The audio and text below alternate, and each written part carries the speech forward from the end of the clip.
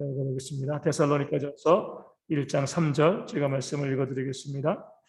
너희의 믿음의 역사와 사랑의 수고와 우리 주 예수 그리스도에 대한 소망의 인내를 우리 하나님 아버지 앞에서 끊임없이 기억함이니. 아멘.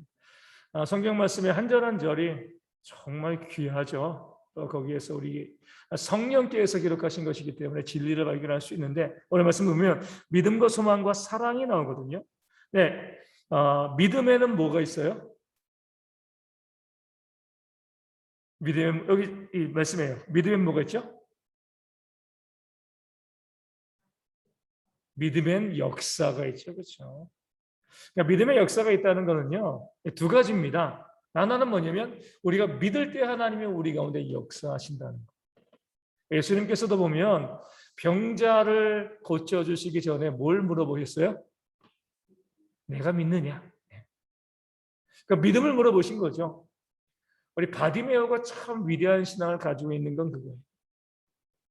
주님을 만나본 적이 없잖아요. 그냥 귓동양으로 예수란 분이 이렇게 역사하셨다, 이것만 들었습니다. 그럼에도 불구하고 예수께서 지나가신다 하는 소리를 들으니까, 이제 안 못 보는 사람이니까, 그러니까 귀로만 딱 듣고 어디쯤이겠다라고 하고, 나사렛 예수여 나를 불쌍히 여기소서.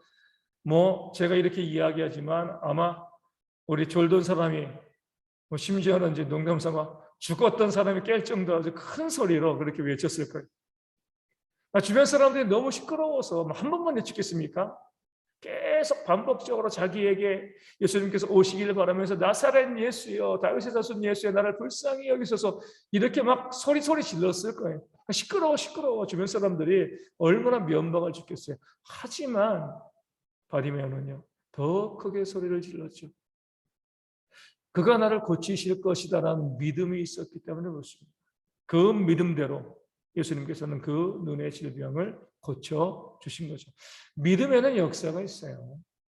하나님께서 우리가 믿을 때 하시는 그런 역사가 있죠. 하지만 하나님의 역사만 있는 것이 아니죠. 우리도 뭐예요?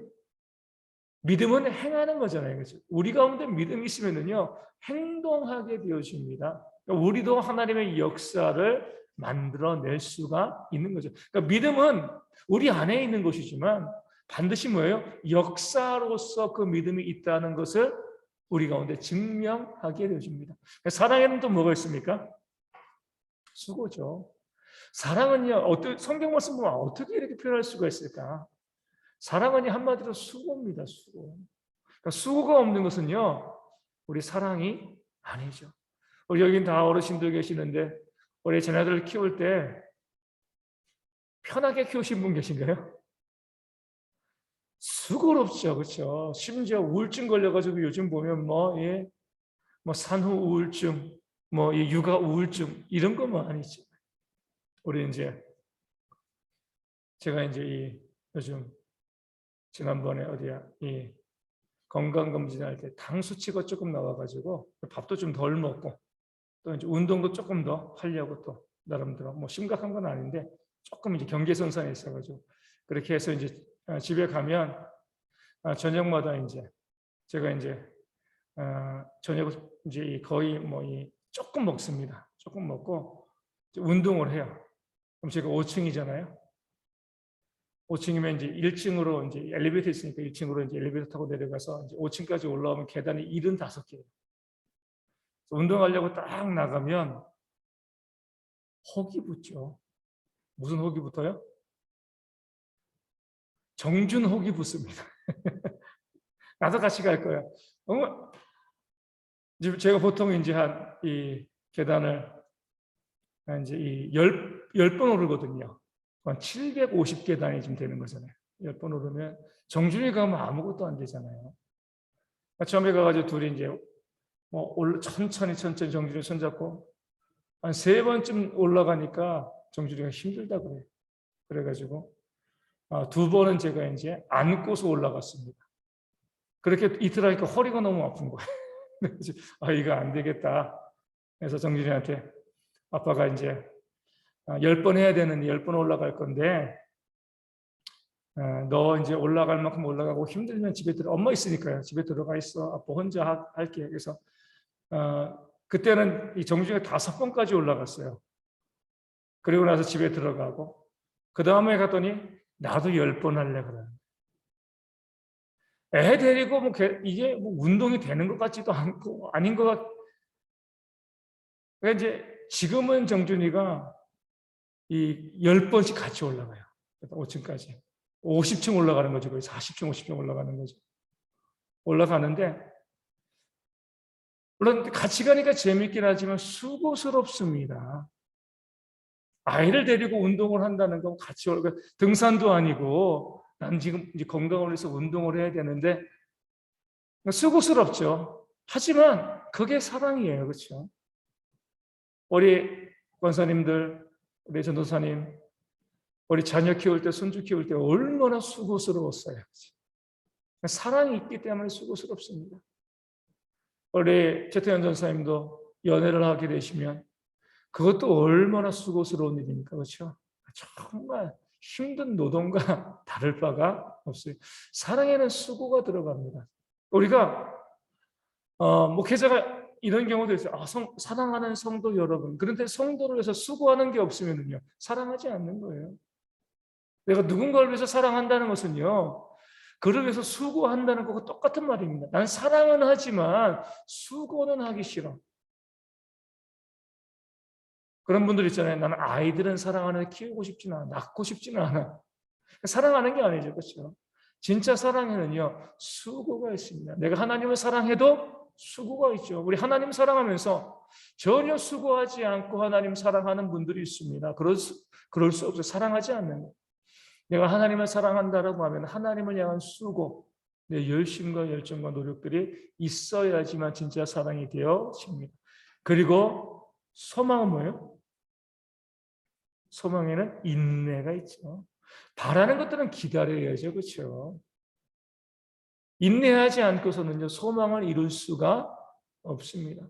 우리 주의 오실 날을 소망하고 있다면 기다려야 돼요. 그렇죠? 오랫동안 기다려야 돼요.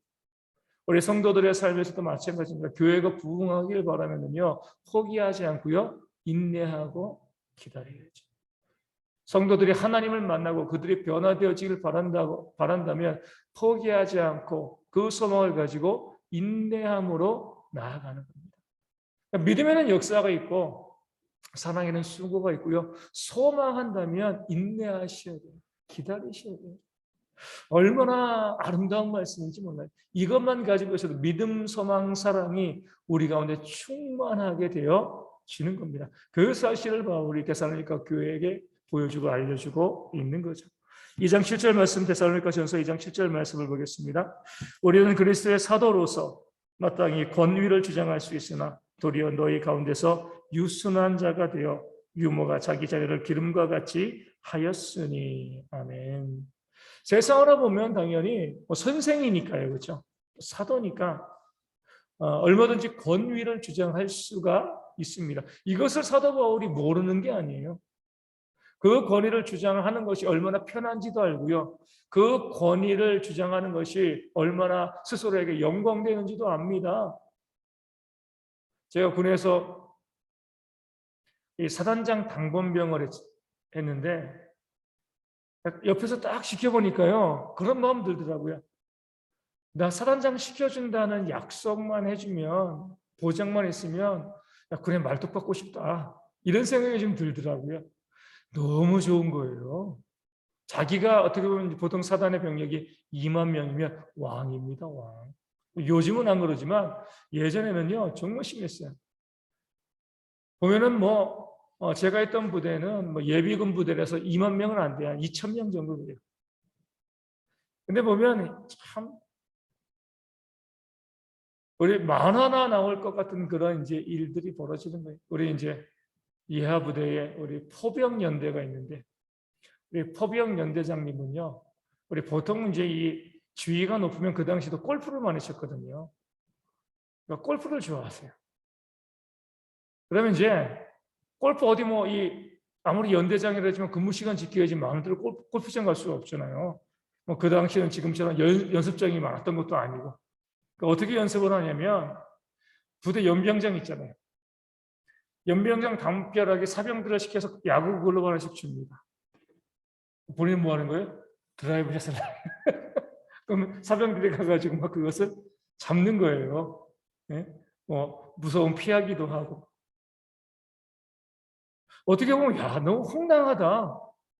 그런 일이 벌어지지만 이게 제가 옆에서 보니까 권력이 있으니까요. 너무 편하고 너무 좀 솔직히 세상 살만한 거예요. 힘이 있으니까. 그러니까 많은 사람들이 이 권력에 넘어가는 이유가 여기 있습니다. 돈을 벌 기회도 있죠. 다른 사람이 벌벌 기잖아요. 그러니까 우리가 힘이 없어가지고 늘 다른 사람 밑에 있어서 잘 모르지만 힘이 있어가지고요. 다른 사람 위에 있어 보면 벌벌 기는 사람 보면 재밌어요. 그러니까 갑질하는 거죠. 사병인 저도 사단장 당번병이니까요. 헌병대장도 저에게 아무 소리 못했어요. 제가 결제 서류 안 넣어주면 결제가 안 나는 거거든요. 저에게 먹을 것도 사다 주고 뭐 하고. 야 이게 권력이 있으니까. 심지어 제가 근무 거의 안 쓰지만 근무 쓰다가 이 졸면은요 장교들이 저 보면 그냥 자라 그랬어요. 혼내는 게 아니라 피곤하지 자. 사단장 당번병이 사단장도 아니고 이 사단장 당번병 이 비서인데 그것만 가지고도 그냥 야 이게 권력의 힘이구나. 이게 사단장은 어떨까? 자기 하고 싶은 거 마음대로 다 할 수가 있는 거죠. 그 권력을 가지고 누리고 행사하는 거 사람들이 좋아합니다. 그러니까 권력을 손에 쥐게 되면요 내려올 수가 없는 거예요. 그래서 많은 사람들이 그 권력 때문에 그 욕심 때문에 자기 스스로를 망치고 또 국가를 망치는 일도 벌어지는 거죠. 사도 바울도 그런 거예요. 그 권력의 힘을 알거든요. 그도 예수님 믿기 전에 바리새인 중에 바리새인으로서 그 권력의 핵심적인 공의의 가운데 있던 사람이었기 때문에 그것이 얼마나 매력적인 것인지 잘 알고 있는 사람입니다. 그럼에도 불구하고 얼마든지 내가 이 지위 가운데 지위를 누리면서 권력과 권위를 행사할 수 있지만 나는 예수님 믿는 사람이기 때문에 뭐예요? 유모가 자기 자녀를 기름과 같이 기꺼이 나 자신을 낮추면서 너희를 섬기고 너희를 위해서 애쓰고 봉사하는 삶을 살겠다. 예수님께서 그러셨으니까요. 하나님께서 인간의 몸을 입고 이 땅 가운데 오셔서 우리 사람들을 섬겼잖아요. 직접 말씀하십니다. 나는 섬김을 받으러 온 것이 아니라 섬기려고 왔다.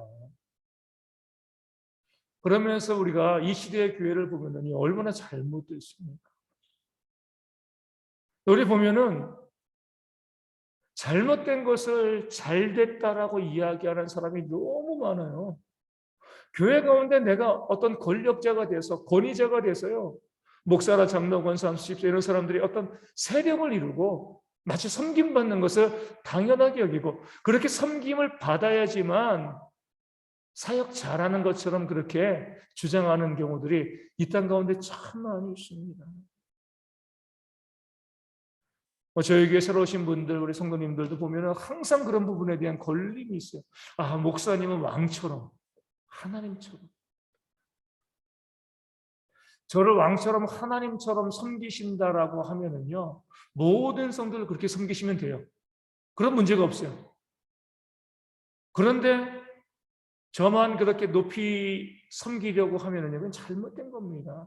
내가 교회 가운데서 뭐 나이건 재물이건 또 학력이건 사회적인 지위건 어떤 것이 있다 할지라도 우리는 사도 바울이 이야기한 거죠. 마땅히 권위를 주장할 수 있는 것이 세상의 원리이지만 우리가 믿는 자라고 하면 뭐예요? 기꺼이 서로의 종이 되어주는 것, 섬기는 자로 살아가는 것. 이게 바로 하나님께서 원하시는 교회의 모습이죠. 그렇기 때문에 주님께서 인자가 올 때 믿음을 보겠느냐 그 말씀이 이해가 갑니다. 과연 이 시대의 교회 가운데 믿음이 있는가? 주님을 그렇게 보고요. 성경 말씀을 통해서 예수님이 어떤 분이신가? 그렇게 보고 하나님께서 그 영광의 본체를 버리시고 낙고 천한 인간의 몸으로 이 땅 가운데 오셔서 우리를 섬겼는데 우리는 섬김받으려고 하잖아요. 그러니까 당연하게 생각합니다. 그런 교회들이 또 어때요? 성장해요 또. 목회자가 권위를 가지고요. 성도들을 마음껏 지배하고 주무르는 이단들도 그러잖아요. 잘못된 모습이 우리 가운데 있음에도 불구하고 그것을 깨달아 알지 못하는. 그 사도 바울도 얼마든지 권위를 주장할 수 있지만 유모처럼 철저히 자신을 낮추면서 헌신했다. 이것이 바로 믿는 자의 모습이다. 그래서 우리가 요즘 보면 정말 참 이 마음이 좀 아프기도 하고 또 이제 많은 생각을 하게 됩니다. 왜냐면 지난 주일에도 말씀드린 것처럼 우리 대천교회 우리 여자 전도사님, 우리 이은희 전도사님 49이에요.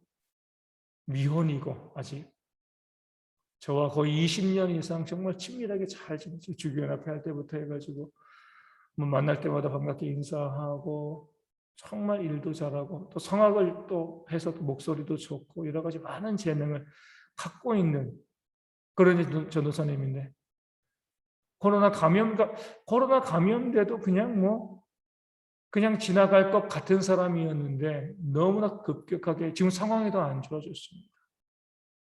한 주간 계속해서 기도하면서 많은 또 묵상을 하게 되어지는 거죠. 삶이 이런 것이구나. 하나님을 원망할 게 없어요. 그게 우리의 삶이기 때문에 우리 언제라도 우리가 하나님께 불려갈 수 있습니다. 그런 삶을 살아가면서 우리가 다른 사람 마음 아프게 하고요. 그 사람 갑질하고 짓누르고 억압하고 얼마나 어리석은지 몰라요. 곧 하나님의 심판대 앞에 서게 되어지는데 할 수만 했으면 섬기고요. 할 수만 했으면 사랑하고 할 수만 했으면 화해시키고요. 우리 여기 있는 분들은 정말 더 느낄 거예요. 언제 내 나이가 70이 되고 80이 되고 그러죠. 저도 언제 제 나이가 50 되는지 모르겠어요. 순식간에 지나갑니다. 이제 20, 30년 있으면 그래도 영광스럽게 주님을 맞으러 가실 거예요. 만나러 갈 겁니다. 그 앞에 섰을 때 우리가 무엇을 자랑하겠습니까? 이 땅 가운데. 내가 얼마나 많은 지위와 권력을 누리고 그런 거 아니죠. 철저히 내가 주님을 닮게 사랑하고 섬기고 때로 손해보고 이런 삶을 살아왔습니다. 이게 우리가 우리의 삶을 바르게 살아가는 그런 모습인 거예요. 남 이기려고요, 더 높아지려고 그렇게 아등바등 애쓰고요, 짓밟고 남의 눈에 눈물 흘리게 하는 그런 삶을 살아가는 것이 아니라 우리 인생이 얼마나 짧은가 또 주님이 우리를 또 반드시 심판하신다는 그 사실을 깨달아 알고 좀 더 겸손하게 낮춰가며 사랑하며 살아갈 수 있는 그런 모습들이 우리 가운데 있어야 됨을 바울은 우리 가운데 보여주고 있습니다. 우리 2장 13절 말씀 보겠습니다. 데살로니가전서 2장 13절. 이러므로 우리가 하나님께 끊임없이 감사함은 너희가 우리에게 들은 바 하나님의 말씀을 받을 때에 사람의 말로 받지 아니하고 하나님의 말씀으로 받음이니 진실로 그러하도다. 이 말씀이 또한 너희 믿는 자 가운데에서 역사하느니라. 아멘. 믿음은 역사라 그랬잖아요. 그렇죠? 믿는 자 가운데 어떻게 역사하느냐? 하나님의 말씀, 그러니까 사도 바울이 전한 말을 가지고 사람의 말로 받지 아니하고 하나님의 말씀으로 받은 이유는 뭐예요? 말씀 가운데 나와 있는 것처럼 우리에게 들은 바 하나님의 말씀을 받을 때 사도 바울이 하나님의 말씀을 증거한 거죠. 그러니까 하나님의 말씀으로 받는 거예요.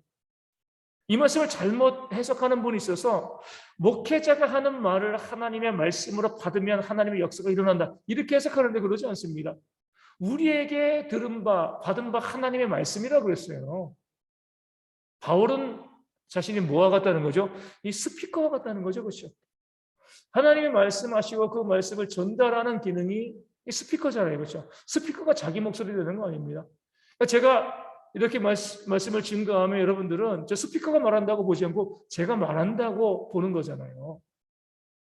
마찬가지로 사도 바울이 하나님의 말씀을 증거했기 때문에 그 사람들은 그 사도 바울의 말을 사람의 말로 받지 아니하고요.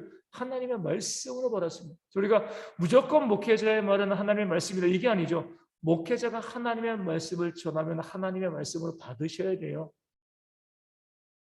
어찌되었건 그것이 하나님의 말씀이라고 하면 뭐 하셔야 돼요? 믿고 순종해야죠. 그렇죠? 그럼 그 믿음이 우리 가운데 역사합니다. 하나님의 말씀에 순종하는 거예요. 사람의 말에 순종하는 것이 아니라 하나님이 말씀하신다라고 하면 그 말씀에는 좀 순종하자. 그럴 때 우리 가운데 믿음의 역사가 일어날 것이 아니냐 이렇게 말씀하고 있는 거죠.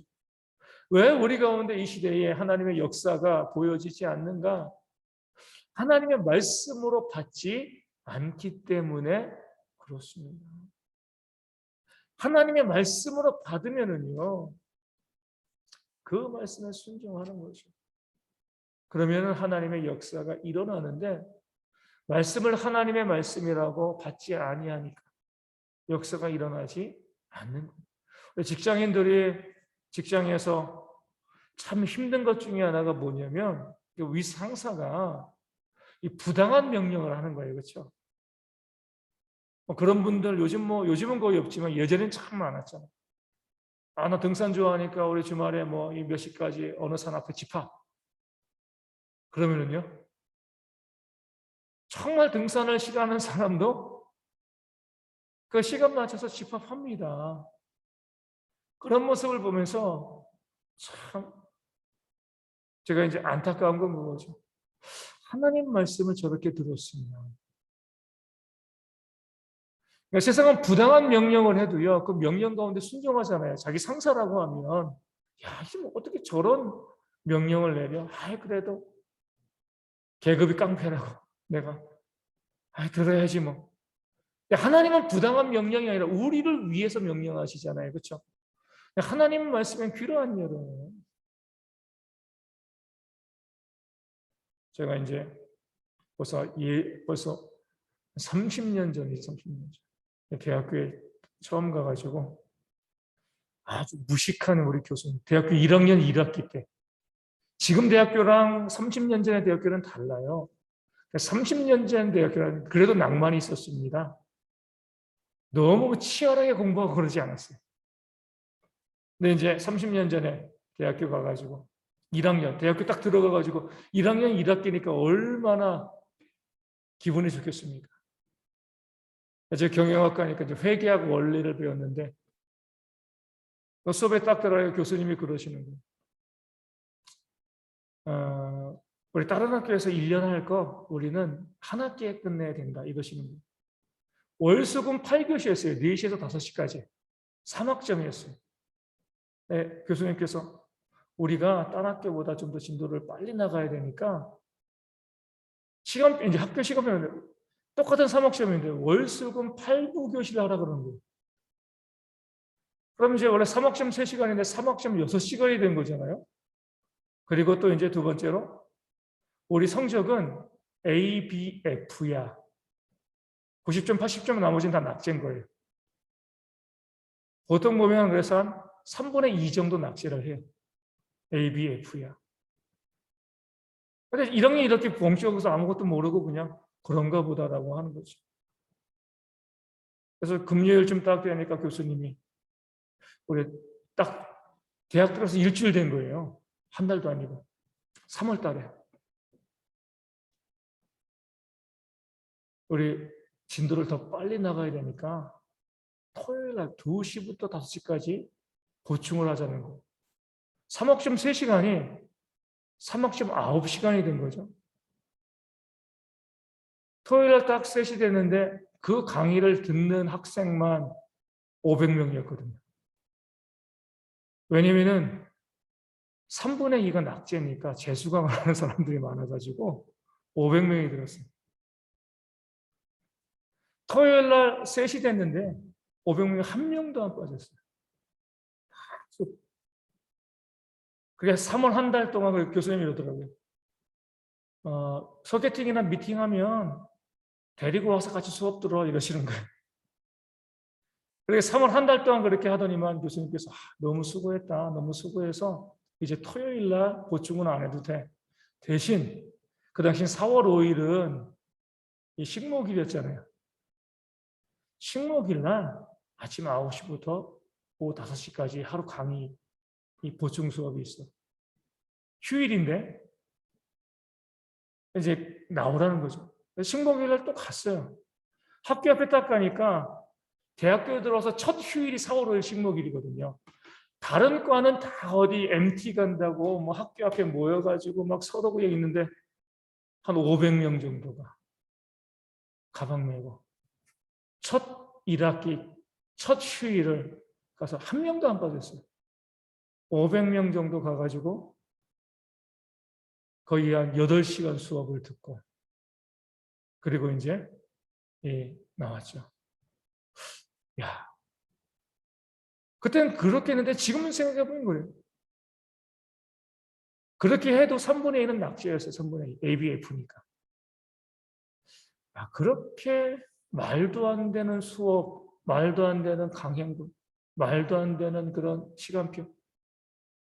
왜 그렇게 말을 잘 듣는지 몰라요. 야, 정말 말 잘 듣는.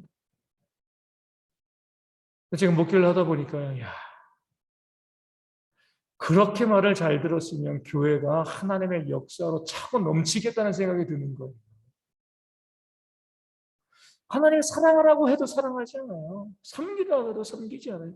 비판하고 정죄하지 말라. 그렇게 해도 계속 비판하고 정죄하고 수군대지 말라. 수군대고요. 교만하지 말라. 교만하고요. 목회자인 저의 말이 아니라 하나님의 말씀이잖아요. 그렇죠? 하나님께서 직접 말씀을 주시고 성경을 통해서 우리 가운데 말씀을 주시는데도 그 말씀에 전혀 순종하지 않아요. 그러니까 세상에는 얼마나 순종 잘하는지 몰라요. 그런데 하나님께는요, 정말 순종하지 않습니다. 그러면서 우리 가운데 왜 하나님 역사를 보여주지 않습니까? 하나님이 기가 막히시겠죠. 야, 좀 순종 좀 해라. 나 좀 믿고.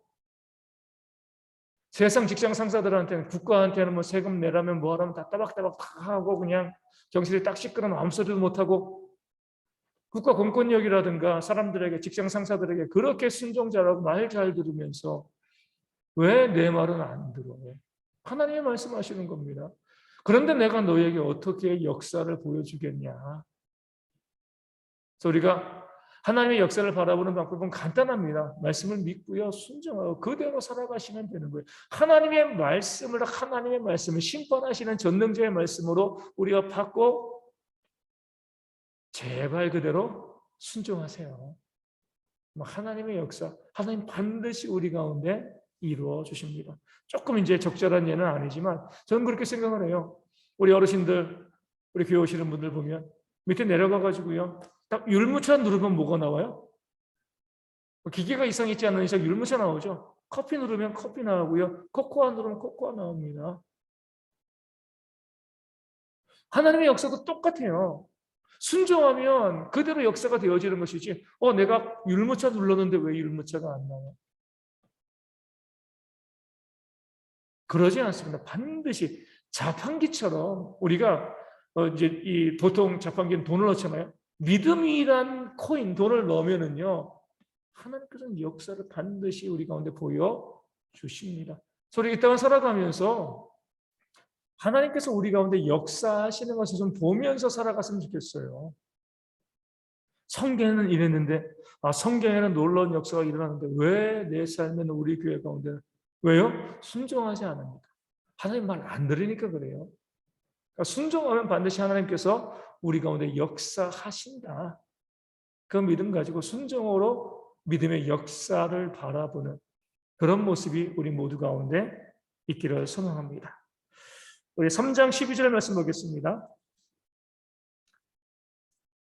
데살로니가전서 3장 12절 말씀 제가 읽겠습니다. 또 주께서 우리가 너희를 사랑함과 같이 너희도 피차간의 모든 사람에 대한 사랑이 더욱 많아 넘치게 하사. 사랑의 흐름이 나와 있습니다. 우리가 너희를 사랑함처럼 우리가 바울과 그 일행이 데살로니가 교회 성도들을 사랑했기 때문에 뭐예요? 너희도 피차간의 모든 사람에 대해서 사랑이 더욱 많아 넘치게 하라. 사랑의 흐름인 거죠. 내가 누군가를 사랑했을 때 우리가 믿는 자는 그래요. 세상은 어떠냐면 사랑이 거래예요.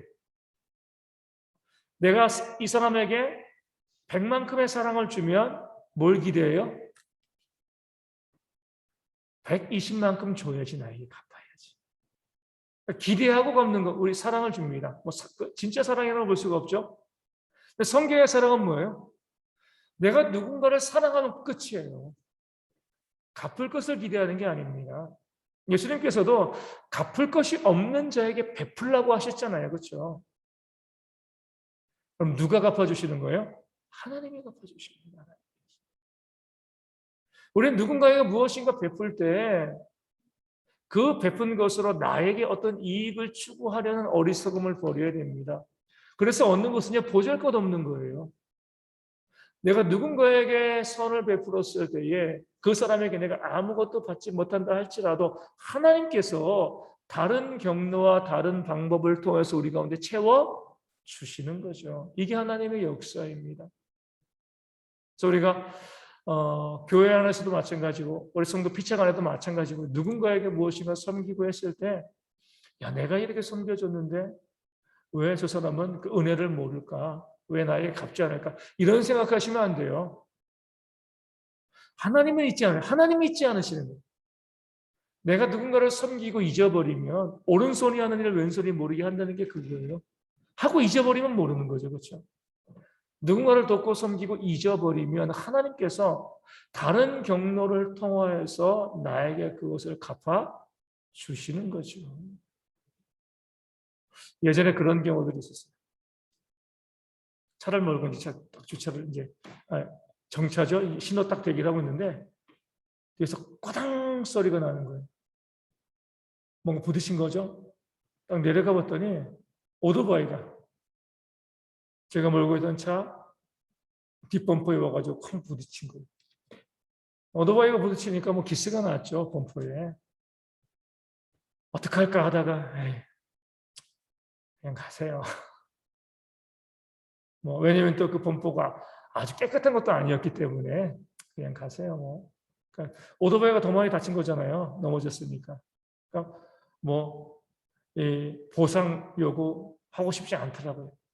그냥 가세요. 그냥 이렇게 이제 하고 이제 지나갔어요. 그리고 몇 달 지났나? 제가 이제 차를 몰고 가는데 언덕이에요. 근데 젊을 때였으니까 좀 속도를 좀 냈죠. 슉 올라가고 언덕 넘어가는데 앞에 차들이 서 있는 거예요. 끼 브레이크를 밟았는데 그 앞에 서 있는 차 뒤를 쾅 제가 이제 추돌을 한 거예요. 어느 정도 됐냐면 제 차 앞에 이제 본넷이라고 하잖아요. 후드. 이게 이제 꺾일 정도로. 그러니까 이제 이 차가 그 승용차는 밑으로 들어간 거죠. 밑으로 들어가가지고 이제 이게 본넷이 꺾일 정도로.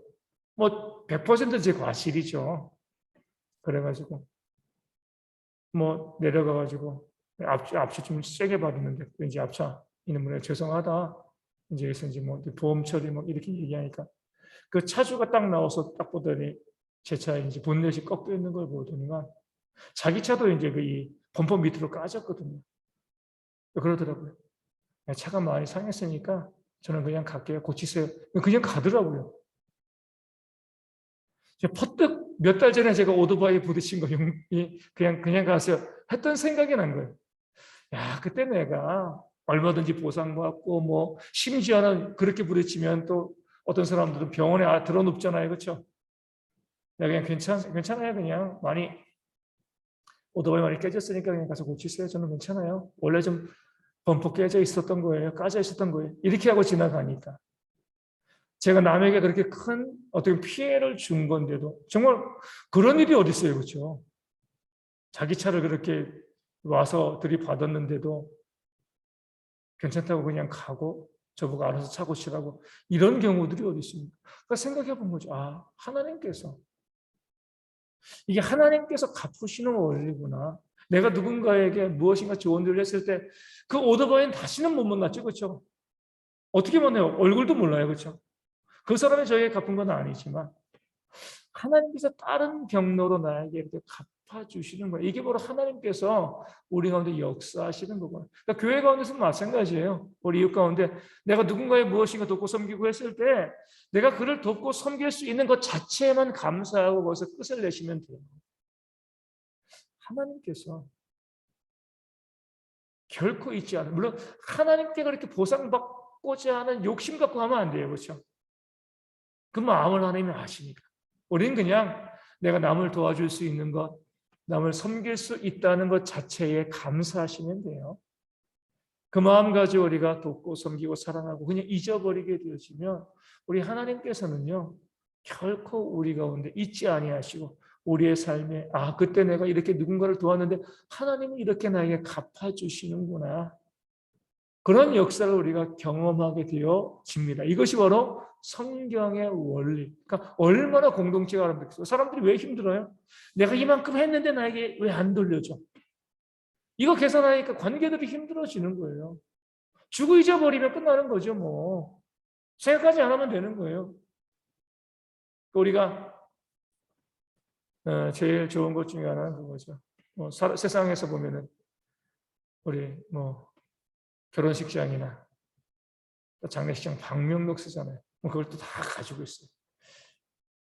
우리 아들 결혼할 때 내 친구가 축의금 얼마 내서 나도 그만큼 내야지. 우리는 그러지 않았으면 좋겠어요. 내가 남에게 축의금 100만 원 내도 그 사람이 형편이 안 돼서 나에게 5만 원 내도 감사한 거죠. 그렇죠? 야, 내가 100만 원 내는데 너는 5만 원밖에 안 했어. 에이, 못된 놈. 이렇게 할 게 아니에요. 남이 나에게 5만 원 축의금 냈는데 내가 형편이 좋으면요. 그 사람에게 20만 원, 30만 원 하시면 되는 거예요. 그렇게 형편이 좋은 게 얼마나 감사한 거예요, 또. 다 그런 장부를 가지고서 받은 대로, 그래, 내가 받았으니까 이만큼만. 너무 이제 비인간적이죠, 그렇죠? 성경적이지 않습니다.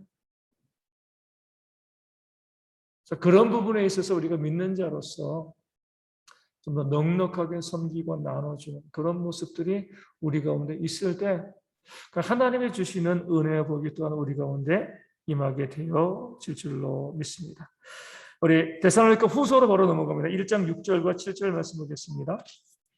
데살로니가 후서 1장 6절 7절. 또 하나님의 공의가 또 나옵니다.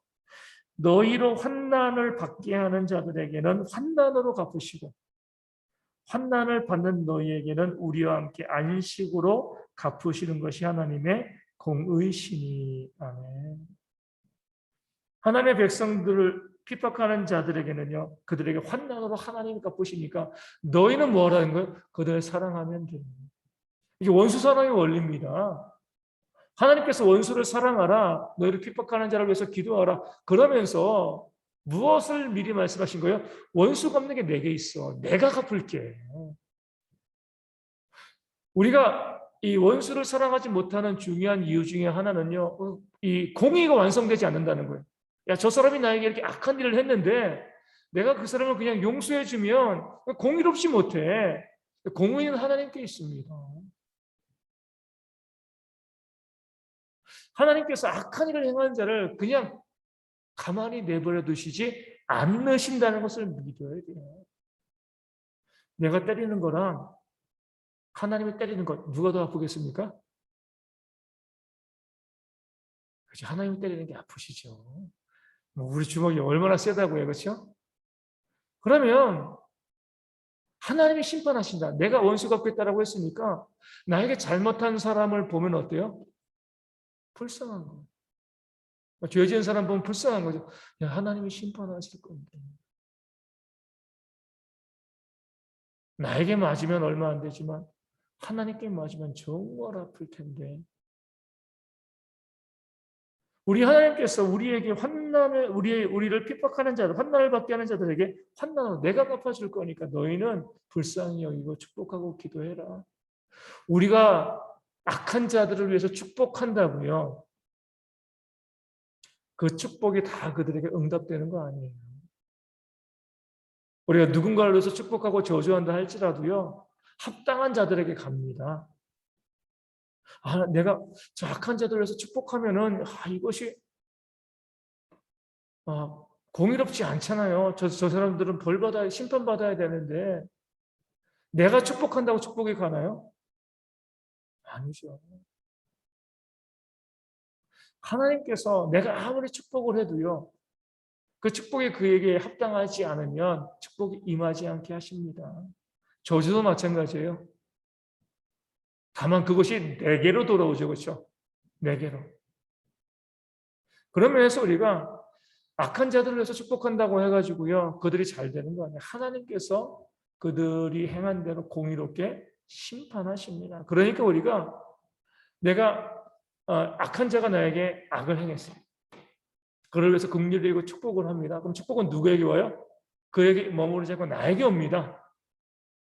하나님은 또 이 약한 자들 또 심판하시는 거죠. 공의가 이루어지는 거예요.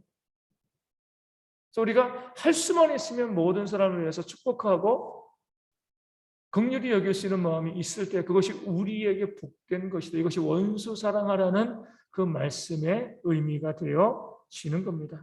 그래서 우리가 어떤 경우라도 하나님이 살아계시기 때문에 공의를 왜곡하지 않으십니다. 그것을 보시면서 그 공의롭게 일하시는 하나님을 믿고요. 할 수 있는 한 모든 사람을 향해서 우리 따뜻한 마음으로 다가갈 수 있는, 그래야 내 마음도 편하잖아요. 그렇죠? 그런 모습들을 우리 가운데 있어야 할 줄로 믿습니다. 우리 2장 11절 데살로니가후서 2장 11절 말씀 보겠습니다. 2장 11절. 이러므로 하나님이 미혹의 역사를 그들에게 보내서 거짓 것을 믿게 하심은. 아멘. 거짓 것을 믿는 사람들이 있습니다. 뭐예요? 미혹의 역사가. 그렇죠? 우리가 봤을 때 이해가 안 가요. 오늘도 교회한테 전화가 왔어요. 가끔 가다가 보면 어떤 경우는 10년, 어떤 경우는 4, 5년 만에 오는 전화들이 있어요. 그럼 제가 딱 그 전화벨이 울리면 약간 좀 긴장을 해요. 왜 갑자기 전화를 하지? 그러니까 저장은 되어 있는데 뭐 제가 뭐 따로 연락하지도 않고 그러기 때문에 오늘도 딱 와가지고 몇 년 전에 한번 연락했던 우리 이제 애기 뭐 이 애기 엄마죠. 그보다 40대인데 웬일이냐 그러니까 직장에서 이 사장이 잠깐 불러서 이야기를 하는데 하나님의 교회를 섬기고 있다는 거예요. 자기에게 이제 와가지고 전도를 하는 거예요. 믿는 자에게 와가지고. 그런데 목사님 제가 뭔지 잘 모르겠어요. 하나님의 교회는 어떤 교회예요? 뭐가 문제예요? 물어보는 거죠. 몇 년 전에는 또 어떤 이제 우리 여자 집사님이 목사님 제가 교회 몰래 그 이제 저희 교회는 아니니까 다니던 게 몰래 그 신천지에 가가지고 교육을 잘 받아서 상장도 받고 우수 학생이었는데 몰랐어요. 나중에 보니까 신천지였어요. 참 교회에 말하기도 민망하고 이렇게 해서 어떻게 해야 되는지 했던지 연락이 좀 온 거죠. 쭉 보면 미혹당하는 사람들이 있습니다. 그 이단에 빠져 있는 사람들이 그러잖아요. 그렇죠? 이단에 빠져 있는 사람들 미혹당한 거죠. 어떻게 저런 걸 믿지? 우리 하나님의 교회는 안상홍 하나님을 믿는 거잖아요. 그렇죠? 이미 죽었는데. 이미 죽었는데 그리고 그 이 부인이라던 뭐 본부인도 아니죠. 그렇죠? 이 장길자를 이제 어머니 하나님으로 지금 섬기고 있습니다. 재밌는 것은 제 집 앞이 바로 이제 하나님의 교회니까 거기 이제 입구 가다 보면은요 뭐라고 써 있는지 알아요? 신천지 들어오지 말라고 써놨어요. 야, 얘네들도 아니 뭐 이단이면 서로 그냥 통하는 게 있을 줄 알았는데 얘네들도 신천지도 하나님의 교회에 들어가고 얘 둘도 치열하구나라는 생각을 제가 했습니다. 예전에 말씀드린 것처럼 자기들끼리만 구원이 있다고 하는데 한번 둘이 맞서가지고 누가 맞는지 한번 해봤으면 좋겠다. 한번 그런 생각이 좀 드는데 미혹당하면 모르는 거예요. 지금도 보면은요, 거기 이제 이 토요일날 모이잖아요. 토요일 되면은요, 그 주차장이 꽉 차요. 젊은 사람들도 여자들도 정말 많아요. 어떻게 저걸 믿을까? 안상홍을 하나님은 우리 예수님 찬양이 안상홍 찬양이잖아요, 그렇죠? 안상홍 찬양, 어떻게 저걸 믿을까? 말씀이 알려주면 미혹당했다는 거예요. 그래서 우리가 미혹의 영이 임하게 되어지면 정말 말도 안 되는 것조차 믿게 되어지는, 그러니까 우리가 하나님께서 우리를 택하사 바른 성령을 주시고 바르게 믿고요, 바르게 구원받게 하신 것이 얼마나 감사한 것인가. 감사하셔야 돼요. 재밌는 것은 아까 전화했던 그 자매도 그러고요, 그 교회 집사님도 그러고요, 하나님의 택한 자들은요 약간 삐끗해도 돌아옵니다. 하나님이 그를 지키시기 때문에 그래요. 그러니까 사람의 능력이 아니에요. 사람의 지혜가 아니라 하나님께서 그 택한 자를 지키시기 때문에 들어오고, 하나님께서 그 택하지 않는 자는 반드시 미혹의 영에 사로잡혀서 말도 안 되는 교리 가운데도 빠져서 허우적거릴 수밖에 없습니다. 아무리 이야기해도 안 들어요. 미혹의 영에 사로잡혀 있기 때문에 그렇습니다. 마지막으로 우리 데살로니가후서 3장 11절 말씀 한번 보겠습니다. 3장 11절입니다. 우리가 들은즉 너희 가운데 게으르게 행하여 도무지 일하지 아니하고 이를 만들기만 하는 자들이 있다 하니. 아멘. 중요한 원리죠. 누가 교회의 일을 만들어요? 일하지 않는 사람들이.